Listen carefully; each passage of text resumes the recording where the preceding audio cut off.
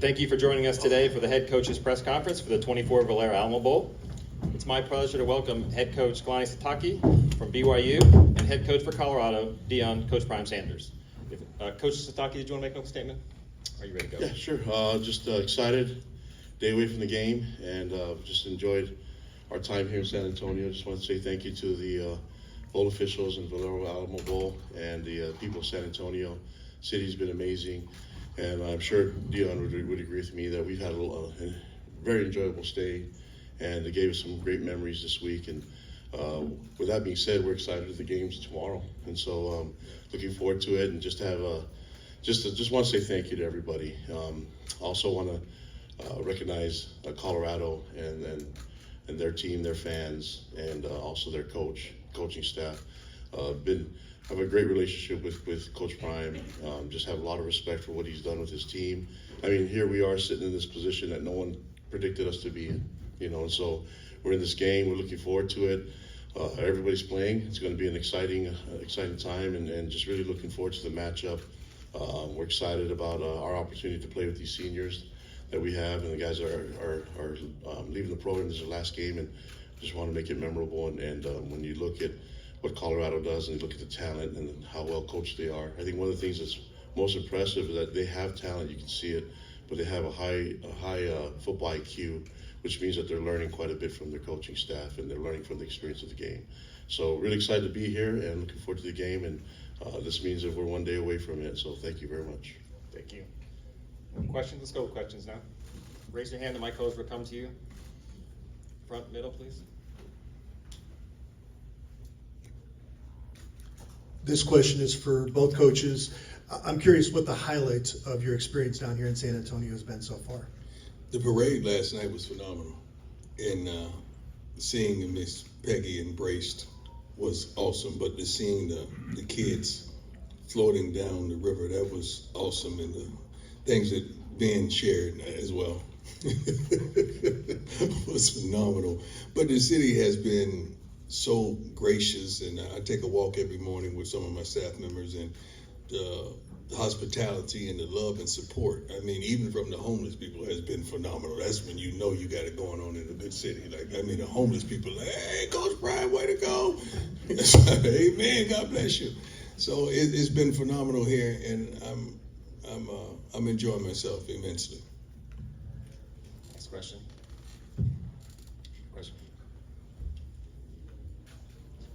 For both coaches, this is kind of a unique bowl game in that you guys are both in the same conference. Does this add a little bit extra, and does it kind of feel like the People's Champion Big 12 game? I defer to my coach. I was excited to play the game. I mean, during when we were playing conference play, there was a lot of crossover games, and so we saw a lot of Colorado film because we were playing their opponents, and so when you start looking at that, you start realizing, man, this is a really gifted team, and that caught our attention. And when we knew that this could have been a possibility, I was really excited about the game more than anything. The motivation from our players when it was finalized. There's a lot of excitement. There's a lot of next level players on Colorado's team, and I think we have a lot of guys that want to prove that they belong there too. And but you can't deny the fact that they have tons of talent. They have a Heisman Trophy winner and a lot of draft picks on that side. So what we saw with our eyes is definitely coming to fruition in the way that Coach Prime's got his team ready. So we have to be at our best, and we're looking forward to that. And if you guys have been around me quite a bit, you know that that's what I want for our team, and this is a great motivation going into this game tomorrow. Next question. Brian in front. This is again for both coaches, but Coach Sitake, you mentioned that neither team was expected to be here. Obviously predicted 13th and 11th, but can both of you talk about like what this bowl game could mean to your programs going forward? That maybe a springboard into 2025 and 2026 and beyond. Well, we don't look for it as a springboard. I mean, it's a game that we want to win. We're not just making a cameo here just to show up. We don't do that. we have a valued opponent, a guy that's his team is well coached, they're disciplined, they're structured, they get after it, on both sides of the ball. They got some tremendous players, and they're not going to make mistakes. We're going to have to beat them. They're not going to allow us to beat them. They're going to play the game of football like they've been taught to play. I'm excited, man. I'm truly excited. I love this man in many facets, not just as a coach, but as a man. We know people who knows people who knows people who has validated who he is, what he is, how he is when the cameras ain't on, and I love every bit of it. His shoe game is on point today as well. He's clean. He's got the jacket. I had no idea, but it's not like I would have changed anyway. But he's looking really good, and he's won the dress-up match today. He got me, and I'm not happy about that. I got one outfit, man. This is about it. So if we switch wardrobes right now, I'm pretty sure that I would get a lot more from it than you would. I could never make that work.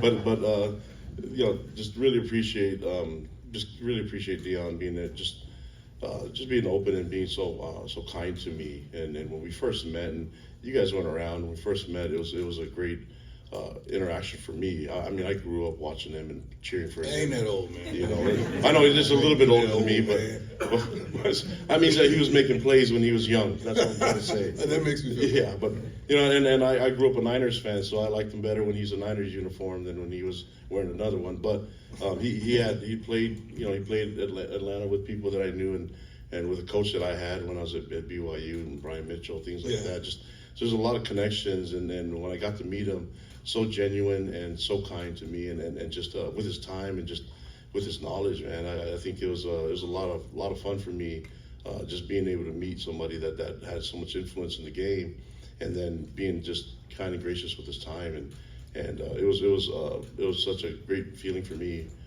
when we met, and I feel like he's my guy. We be able to talk about a bunch of stuff, especially with college football and how much is changing, and I'm able to lean on his intelligence and his advice, and we have a really good relationship, a good friendship, and I love him back. We just can't love each other for about 3.5, 4 hours tomorrow, and away we go. But the respect, we have a lot of respect. You can tell from the teams. We've been here all week, and then there's a lot. We're trying to enjoy the festivities and all that, but we're getting close to game time. I think a lot of guys are getting ready for game mode, and it's going to be a lot of fun, though. But there's tons of respect that we have for Colorado and what they've been able to accomplish, and really looking forward to this matchup more than anything.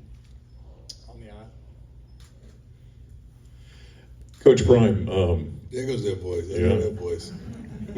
I know that you're going to be focused on the game tomorrow, but I wonder, will there be a moment Yes. where you're going to embrace the fact that you're walking on the field for the final time with your two sons? Yes. Don't forget Travis.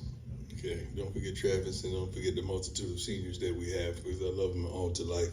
But yes, that will be. I've been trying to shy away from that moment because I know the last home game. It was the last home game, but it wasn't the last game. But this is it. So it is. I got upset with Shiloh yesterday, and I told him we got 48 hours, son. 48 hours, and all this is over. So it's going to be something to behold. I don't know how I'm going to handle it. I know Travis is going to trigger me. I know it because he always does, and he's going to bring tears out my eyes. But I don't look forward to it, but I do, because that means they're going to another level, another chapter of life, and they're going to soar. And I'm thankful that I feel as though we've equipped them with all the tools necessary to be successful. Other questions? Right there on the aisle. There. Coach Sitake, in the first year of the 16-team league, I was just wondering, since for those of us who don't talk to you a lot, your thoughts on how things transpired this year and how the Big 12 stacked up against the rest of the country. Yeah, I mean, I can only speak for the games that we played in, but highly competitive, a lot of parity. The reason being, you look at the predictions and none of it came true. So the fact that anybody has a shot in this conference, and then I think for a lot of the coaches, when you listen to them, we played 9 conference games. That's something that not all the conferences do, and so there's not a lot, when you're trying to compare to conferences. I don't know how else to do it. I recommend that we should just play like basketball does, like in the preseason games. match up our conference against another conference and just match them all up, and then we get to our conference games, and I think everybody could feel good about whatever the results would be. But that's kind of like how basketball does it. So, but I do know that we've been independent for a while, so being in this conference is something that's super special. We enjoy it in all sports, not just with football, but we're enjoying it, having fun with it. We definitely have tons of respect for this conference and the teams in it, the coaches. I think Deion will tell you that you look at it's well-coached teams everywhere, and it just keeps getting better and better, and it's an honor for me to be part of that.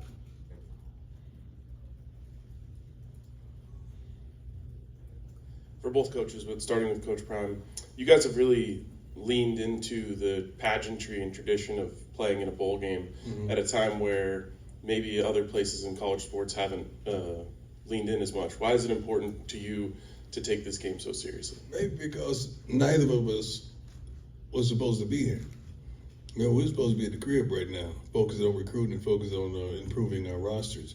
But nevertheless, we're here. Not only that, but nevertheless, we're a few plays away from playing, you know, in another week or so. So we know what we have, and we're happy about it. And we're not going to take this for granted. This is a blessing, man. Like when you're on the outside of this stuff and you looking in, you want to get there. You're like, dang. Then you get to a bowl and you're going to sit there like ignorant, like you don't want to play in something you thrive to do. You know how many people wish they could be in our situation? So we're going to take full advantage of it. All these kids are playing, all our kids are playing. We're going to play our toughest, our hardest. This is a game. This is not just a routine. This is a game that both of us want us to win. So we're taking it serious because we were predicted not to be here by some of you wonderful folks.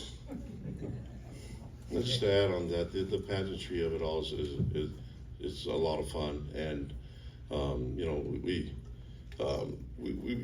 I think we sit there and think that it's only the players and the team benefit from it, the coaches, but the fans do too. I got to meet Miss Peggy yesterday, and that was awesome. I mean, I've seen and heard about her, and then I got to give her a quick hug and talk to her for a quick minute, and that was super special. But the fact that we're forgetting the fans are a part of this too, and then we plan on seeing all our fans in the stadium tomorrow. You know so that they're enjoying all of it, and I love it, and I speak for Deion. We love seeing our fans happy, and so that's a big part of why we're at where we're at, and our players also. And I can tell you this: watching Colorado, they love to play football, and so do we. So this is when it's all said and done, it's a game of football, and if nobody showed up and if there are no cameras there, we would still play because these guys love to play the game on both sides, and we're looking forward to it. We would have at least one camera there, though. They'll be on their side. That's how we get down, Coach. I'm sorry, Coach. We want some cameras there. At least one. My son, he has to be there. Nick, speaking about your son, Coach, we spoke with him yesterday. Which one?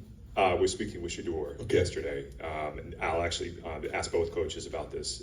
He was saying that when it comes to facing against BYU, it's like a math problem that we have to calculate and figure out in an equation, and that's what he's looking forward to.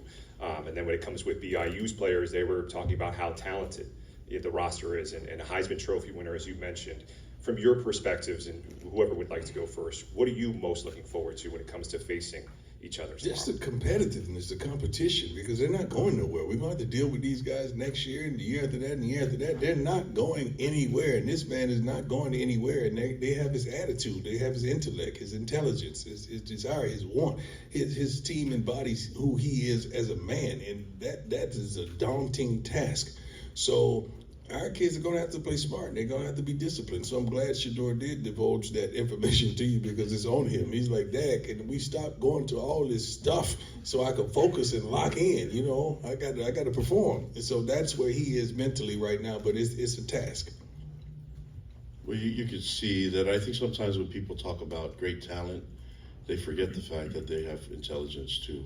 And so when great talent matched with great football IQ and intelligence, and leadership qualities and love of the game is dangerous. And that's why, and you look at the leadership that they have, and I keep talking about it, but Deion's been manifesting this for a long time, guys. The success that he had, the Heisman Trophy winner, what he started at Colorado. And so I think a lot of people have to give him his credit and the intelligence and his ability to kind of put it together and lead it. And so He talks about me. His team takes their personality from him too. So this is going to be a great game, and I think you're going to get the best out of both of us. And I don't know what the score's going to look like, but I hope it's entertaining, but not too entertaining in some levels. But I mean, we're old school BYU, man. We're the ones that started throwing the ball out there with Lavelle Edwards back in the day, and so we'll see what happens. I just know that it's. I think you can't just look past the fact that these young men, especially on the Colorado side, they're very talented, but they have intelligence too. They understand the game, and you can see it from the way Shadur was breaking it down yesterday. And that's we're just talking about a couple players. The entire team, they learn, they get better, and we watched it. We watched all the film. We had nothing but time getting ready for this game, so we saw it from the beginning of the season to the end, and this team improved quite a bit week to week, and I think we've done the same, so it's going to be a great matchup. Other questions? Middle. For Coach Prime, obviously, you were saying how you're trying to maybe delay some of the emotion that will come with tomorrow's game. Obviously, this is a decades-long chapter that's coming to a close with you coaching your sons. I mean, is that something you'll reflect on after this game and kind of throughout the offseason as you kind of look back on this, like I said, a decades-long period that you spent coaching your sons? Yeah, I've already thought about it, because you got to understand, I mean, Jan is here, I think Coach Cat, Zemi, some of our homies are here with me that traveled to this game here as well, and they've been coaching and they've been with me since youth. I mean, we started this thing, ironically, in Texas, in the hood, a multitude of years ago, and it has gone and gone and gone. I mean, it's a tremendous calling that God placed on my life to be around these kids and raise these kids to such a level as this. And when you think about your steps being ordered, I'm thankful. I'm thankful that Rick gave me the opportunity, because if not, we wouldn't have had a Heisman Trophy winner. We wouldn't have had a guy that's daunted to be in the first or second pick of the whole draft. Several other guys is definitely going to get drafted. It wouldn't have happened here if I wouldn't have accepted that calling. So I'm thankful with the opportunities afforded to me. I'm thankful just to be here, period. But this has been a journey that you can't help but reflect on. I was just in high school a few years back. Coach has been doing this thing for a minute, and I admire the heck out of it, his resilience and dedication and what he's built. But man, this is a blessing. So I don't take any moment for granted. Question? Far left. The question for both coaches, if you could change one thing about college football, I'm just curious what you would change, whether it's the conference schedule, recruiting-wise. It's a good one, Coach. You take that first. I'm a ponder this stuff. As long as we play the game of football, I don't care. I mean, they tell us what the rules are, and then we adapt. I think the key is to be proactive and think ahead and stay with the times. And so I like old school principles myself, but I also don't want to be outdated. I want to be on the cusp of forward thinking. So whatever they say, whatever they pass, we just try to stay ahead of it. And as long as we play the game of football, I'm good with it. I've had a minute to think. Well, Coach gracefully answered the question. I think financial literacy classes should be mandatory, so these kids understand how to manage their money when they get their money. And I think it should be a pay scale. It should be structured. It can't be just Tom, Dick, and Harry gets this because he had a great year somewhere else. Then that throws off the chemistry and the structure of your whole team. It's just like one of you guys coming out here and some guys from outside come in here and they make more money than you, and they hadn't even been doing the work that you've done. It's not fair. And I think the NFL has handled it right, and we need to mimic the NFL when it comes to that, because right now we're not pros, but we're semi-pro. And that's the way it's going. And if we don't get a hold of it, it's going to keep going left. And the teams that don't have the budgets, like us, it's going to be hard to sit up here in front of you and make it to a playoff game, because now it turns into pay-per-view. And we don't want that at this age and stage. It's supposed to be amateurism, and it's not. But you want them to get compensated correctly for their talents, but it has to be structured. Question on the side. Coach Sitake, you mentioned Coach Edwards just a moment ago. I'm wondering, sitting in your position, and being at BYU. Well, what does his legacy mean to you and what you've enjoyed, in Provo? Oh, everything. I mean, I'm here because of Lavelle Edwards and because of his coaching staff, and so they're great examples to me as when I was a player for them, and I like the way they did things that I chose to become a coach myself. And I mean, I'm a fullback that was in an air raid type of system, so and fullbacks are a rare breed anyway. So that, let alone one that's in a system that throws the ball quite a bit. But the influence that I had from him and that myself and other people. I mean, I'm not the only one. There's a lot of guys that come from Lavelle Edwards' coaching tree. Andy Reid, who's doing a great job in the NFL and be able to adjust and adapt with whatever comes his way. And Steve Sarkisian's another one. So there's quite a few out there. Kyle Whittingham, there's a lot that have been around him. And we know Mike Leach. When I was playing, he was at BYU practices quite a bit in spring ball. So Lavelle Edwards is an amazing man. I'm so close with his family. I'm trying to do it like he did and trying to make him proud and just trying to do it to basically, I wish there's something original about me. This is a lot of what I'm doing is what he did for me, and I'm trying to establish it in this time. Final couple questions, Nick, and then back. For Coach Sitake, Coach Prime mentioned how emotional tomorrow is going to be to see his sons, as well as Travis Hunter, to say goodbye to them after this game. For you, and seeing this incredible group of seniors, what's tomorrow going to be like for you personally and emotionally? Yeah, just grateful for the seniors, and they've done, the last 5 years, this is the third time they've won double-digit wins, so they've done a lot for our program, ushered us into the Big 12 from independence. So we've seen them do some historical things. I love them, I love this team, and that it's interesting because we are fathers as coaches. We are fathers, and we are also fathers of this team. And so the relationships, all that it's sad that it's coming to an end, But that's why we want to perform our best and then see what happens. Regardless of the result, I know that it's going to be a sad day anyways. We're going to have to say goodbye to some of these guys, and I know there's a lot of talent and draft picks on the Colorado side. We got some too, So I think these guys, it's going to be interesting. I talked to some of the guys yesterday. Hey, you're going to be teammates with a lot of these guys that we're playing against in the next level, So it's going to be a lot of fun. I think this is going to be one of those games that I think is going to be just.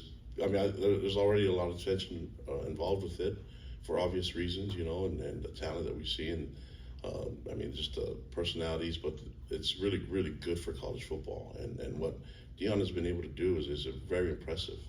And I'm just happy to be part of it, man. But overall, it's going to be hard to say goodbye to these guys no matter what the result is. And then we've got to move on. But for me and for Coach Prime, we just want to live in the moment, and enjoy it as much as we can. Final two questions, back and front, please. It's for both of you. Big 12 matchup. You both have ties to Kyle Whittingham and have been complimentary of him. Whether there's a passing of the torch that's about to happen here or not, can you just speak to the Big 12 aspect and the relationship that you have with a stalwart in this conference? First of all, I don't want that torch. That torch is unbelievable. It's heavy. I mean, the consistency that he's brought for years and years and years is unbelievable. That thing is too heavy for me to carry. He is phenomenal. I look up to him. I look out for him. I pray for him. He is awesome, exemplified. So, when you deal with his team, you got to bring it. I mean, you talk about personality, tough, rugged, physical, aggressive. That's who you playing against. You playing against the coach, So hats off, utmost respect, loving of life. Been nothing but kind to me every time I've been in his presence, and I respect the heck out of that, and I respect the heck out of him. He's exceeded expectations in meeting him than before I met him. Well, my connection to him. I worked for him for a decade, and so we've been able to. We have great friendship. He's a mentor of mine, and so. But when you say passing the torch, who's held the torch in this conference? I mean, it's changed quite a bit. The parity is unbelievable. So I don't know if you can really feel comfortable holding the torch. So everyone's that's a compliment to the rest of the teams in the conference. Is that there's not like there's a sustainable number one the entire time. It's rotated quite a bit, and we just want to make sure that we're in the mix, you know. So that's and we're going to be in the mix if we can keep getting better every week, and if we keep improving our program. We just get back to the basics, and that's what we're going to focus on. But I wouldn't be sitting here, and Coach Prime wouldn't be sitting here if it didn't take a lot of other people that worked hard for us to get here. And one thing that I think we're both good at is allowing the outside influences and those that helped us get to where we want to be, highlight them, but also show them gratitude and becoming the best coaches and mentors that we can ourselves. Final question up front. This is for Coach Prime. You mentioned last week when we talked to you that the high schoolers coming in gave your team kind of a jolt last week. And I'm just curious for those players particularly, especially the quarterbacks, Juju and Caden, what value have they gotten, do you think, from being around your team and those quarterbacks around Shador? Tremendous. Seeing, first of all, how Tua operates in practice and how he focuses as the game approaches, as well as how we move at practice and the expectation, intensity, and the passion for the purpose in practice and how defined we are and the speed and how the competition level is. That was vital on them. And let me digress a bit to go back to, it's not just about my kids in this last moment. When I'm thinking about Shane Coates and Shadozi, Travis J and Gant and some of these guys on defense, that we've all had moments in my office or on the field that could bring you to tears if you really knew those moments. And Cam Silman, who's been playing for me since he was a sophomore during high school. I mean, and then the offensive side, all the darn receivers, including LaJonte, that earned his number one because he brought his grades up. And Jimmy Horn, who I was just in the prison with, he and his father just a couple of weeks ago, like, is so Will Shepard, there's so many of these guys that you share different moments with. It's unbelievable, you know. Just Lyman. It's so many things that you reflect on, and Coach has these moments as well with his team and his seniors that it's unfortunate that they're moving on, but you pray that you poured into them enough that when they move on, they move up. They're not just passing by; they move on and they move up. And you've blessed them with knowledge and support and love and compassion in those moments. And the most vital moments aren't even about the field.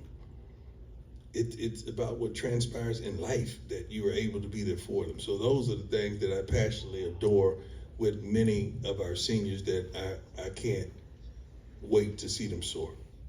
But it's going to be tough on both sides. His guys. We're about to get on a roller coaster the other day, and I was scared to death. I don't do the roller coaster stuff, but I'm trying to be a good father to these jokers. And Travis and him talked me into get on this darn roller coaster, and his guys were in line as well. And I told a couple of your big boys, I said, y'all, come on, man, we family. You know why I did that? Because of the love I have for this man and the support and the compassion that he's exuded to me, that his kids are family. So anytime I saw them at the park, I embraced them and showed them love. And I think they enjoyed skipping the line going up to the front as well. I think they kind of enjoyed it. They try to follow you around a little bit more, you know. Thank you, coaches. Can we close with a picture of you standing behind your helmets? Yes, you can.